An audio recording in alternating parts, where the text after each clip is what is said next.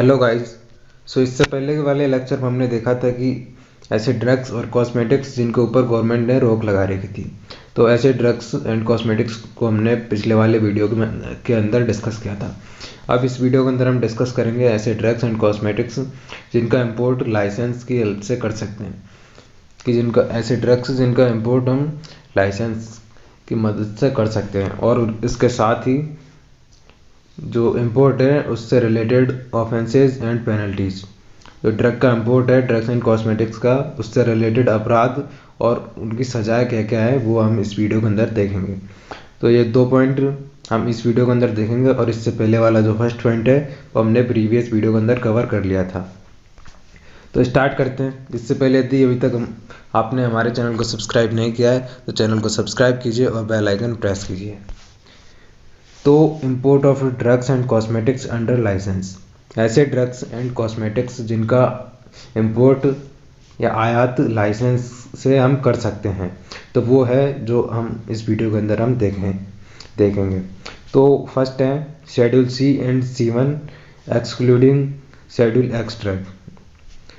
Second है schedule X drugs and drugs for examination test and analysis, drugs for personal use and new drugs. तो इनका हम import licence की help से कर सकते हैं।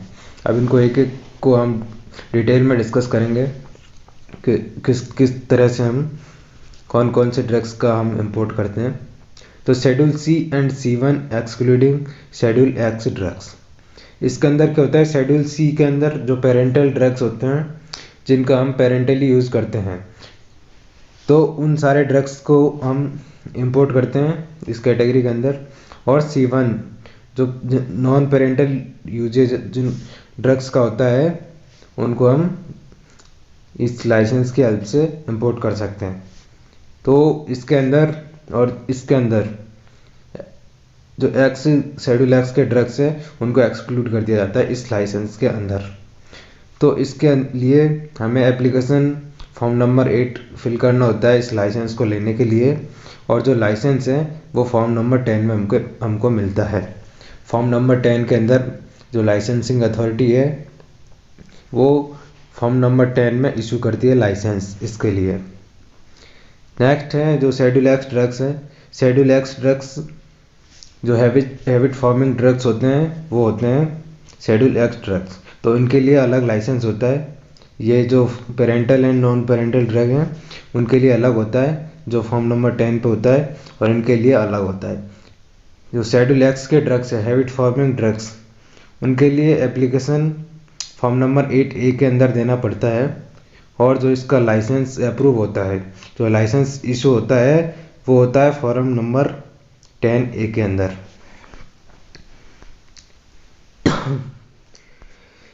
अब इस जो हम इंपोर्ट करते हैं दोनों शेड्यूल C1 इसके अंदर एक्स के ड्रग्स नहीं है, और ये जो शेड्यूल एक्स के ड्रग्स हैं, इन दोनों को इंपोर्ट करते टाइम पे जब इंपोर्ट कर रहे हैं तो उनकी स्टैंडर्ड क्वालिटी, उनकी स्ट्रेंथ, उनकी क्वालिटी, उनकी प्योरिटी स्टैंडर्ड से मैच करनी चाहिए।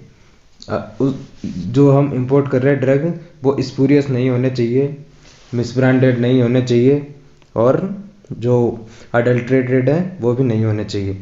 अदरवाइज़ वो एक अपराध है और उसमें कुछ पेनल्टीज लगाई जा सकती है। तो इस चीज़ से बचना है, और standard quality, strength and purity के ड्रग्स ही इंपोर्ट करने होते हैं।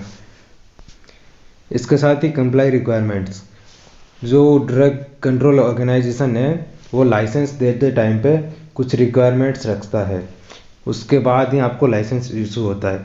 तो जो रिक्वायरमेंट्स हैं वो फुलफिल होनी चाहिए, जैसे कि आपके पास सफिशिएंट स्टोरेज होना चाहिए। जो भी आप इंपोर्ट कर रहे हैं ड्रग्स उनके लिए स्टोरेज होना चाहिए, उनमें कोल्ड स्टोरेज की फैसिलिटी होनी चाहिए। जैसे कि कुछ ड्रग्स होती हैं, वैक्सीन्स होती हैं, तो आप उनको इंपोर्ट कर रहे हैं तो उनके लिए जो लोअर टेम्परेचर पे स्टोर होने वाले ड्रग्स हैं तो उनको आप अच्छे से स्टोर कर सकें, उनकी क्वालिटी मेंटेन रहे। तो इसके लिए आपके पास सफिशिएंट फैसिलिटीज़ होनी चाहिए, मीन्स आपके रिक्वायरमेंट फुलफिल होनी चाहिए।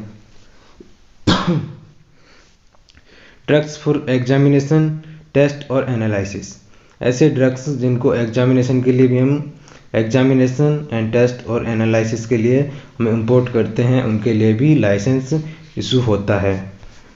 जैसे कि अभी जो करंट केस चल रहा है कोरोना का, तो उसके लिए जो वेरियस जो ऑर्गेनाइजेशंस हैं, हॉस्पिटल्स हैं, जो वैक्सीन बनाने की तैयारी कर रहे हैं, तो उनके लिए जो कुछ स्पेशल केमिकल्स होते हैं, ड्रग्स हो सकते हैं जो इंडिया में नहीं हो, तो उनको जब फॉरेन कंट्रीज से मंगाते हैं, उनका इंपोर्ट करते हैं, तो एक स्मॉल क्वांटिटी के अंदर स्मॉल क्वांटिटी में उनका इंपोर्ट होना चाहिए। ऐसा नहीं कि एग्जामिनेशन या फिर टेस्ट के बहाने से एक लार्ज क्वांटिटी में ड्रग मंगा लिया, तो ये गलत है, उसको ऑफेंस माना जाएगा। स्मॉल क्वांटिटी के अंदर ही ड्रग इंपोर्ट होना चाहिए।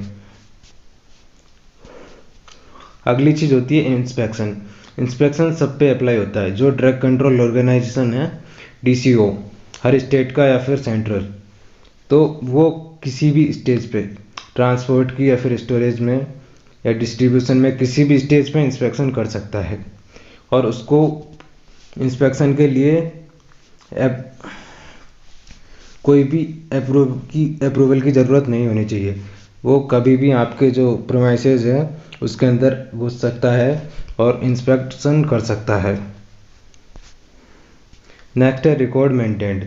जो ये drug examination test and analysis के लिए, तो उसका रिकॉर्ड मेंटेन होना चाहिए। जो स्मॉल क्वांटिटी में है, तो उसकी क्वांटिटी उसका इंपोर्ट डेट भी मेंटेन होनी चाहिए रिकॉर्ड के अंदर, कि कितना क्वांटिटी में ड्रग कितना मंगाया था, कौन सा मंगाया था और कहाँ यूज हुआ है, वो सारी चीज़ें रिकॉर्ड के अंदर मेंटेन होनी चाहिए। इसके अंदर भी रिक्वायरमेंट्स कंप्लाई करनी चाहिए। जो बेसिक रिक्वायरमेंट है वो फुलफ़िल करना चाहिए, तभी लाइसेंस इशू होता है। और जो इसका लाइसेंस है जो इशू होता है वो फॉर्म नंबर 11 में होता है। नेक्स्ट है ड्रग फॉर पर्सनल यूज़। जब कोई पर्सन है तो और उसकी जो हेल्थ कंडीशन सही नहीं रहती है, तो वो अपने लगेज के साथ भी कुछ थोड़ी बहुत मेडिसिन्स ले जा सकता है, ला सकता है। लेकिन जब उसको थोड़ी ज़्यादा मेडिसिन्स की ज़रूरत होती है, तो उस टाइम पर उसको लाइसेंस की ज़रूरत पड़ती है। तो उस केस में 100 सिंगल ड्रग की यूनिट है, उससे ज़्यादा वो कैरी नहीं कर सकता लाइसेंस के बावजूद भी। और इसको जो लाइसेंस मिलता है वो मिलता है 12V। और नेक्स्ट है न्यू ड्रग्स, तो उनका भी इंपोर्ट के लिए लाइसेंस की ज़रूरत होती है। अब हम देखेंगे offences and penalties in relating to import of drugs and cosmetics. Drugs और कॉस्मेटिक्स से रिलेटेड जितने भी अपराध है और उनकी सज़ाएं हैं वो क्या है। फर्स्ट है एडल्ट्रेटेड स्पूरियस ड्रग्स कॉस्मेटिक्स। ऐसे ड्रग्स और कॉस्मेटिक्स जो अडल्ट्रेटेड हो या फिर स्पूरियस हो, इनकी डेफिनेशन हमने पहले वाले लेक्चर्स के अंदर देख रखी है। तो ऐसे ड्रग्स या कॉस्मेटिक्स जो अडल्ट्रेटेड हैं या फिर स्पूरियस है, ऐसे ड्रग्स का अगर हम इंपोर्ट करते हैं और उनका जो प्रवृत्ति है वो हार्मफुल है, अनसेफ है, वो डेथ कोज कर सकती है किसी पर्सन की, तो उसके लिए जो फर्स्ट कन्विक्शन मतलब पहली बार अगर अपराध पकड़ा गया है, तो उस टाइम पे 3 साल की जेल हो सकती है और 5,000 का जुर्माना लगेगा। अगर यही सेम कन्विक्शन मतलब सेम अपराध दूसरी बार पाया जाता है, तो 5 साल तक की जेल और 10,000 रुपये का जुर्माना, या फिर दोनों चीज़ें एक साथ हो सकती है, जुर्माना और जेल। नेक्स्ट है import of drugs and cosmetics other than referred above the import of which is prohibited. जो हमने प्रीवियस वीडियो के अंदर देखा था कि जो ड्रग्स एंड कॉस्मेटिक्स जिनका इंपोर्ट प्रोहिबिटेड है, जिन पर रोक लगी हुई है, अगर ऐसे ड्रग्स का इंपोर्ट करते हैं तो उस कंडीशन में 6 महीने की जेल और 500 रुपये का जुर्माना, या फिर दोनों। और अगर यही चीज़ सेम अपराध दोहराया जाता है तो उस कंडीशन में 1 साल तक की जेल और 1,000 रुपये का जुर्माना, या फिर बहुत दोनों चीज़ें। अगला है import of drugs and cosmetics in contravention of any notification issued under section 10। तो इस कंडीशन में 3 साल तक की जेल और फाइन लगेगा 5,000, या फिर दोनों चीज़ें, जेल और फाइन। इसका भी ये जो कन्विक्शन है, अपराध है, अगर दोबारा दोहराया जाता है तो सेम चीज़ें, ये जो है यहाँ पर कन्विक्शन की पेनल्टीज हैं वो सेम है। तो ये है थी इस वीडियो के अंदर। अब मिलते हैं नेक्स्ट वीडियो में, तब तक के लिए गुड बाय।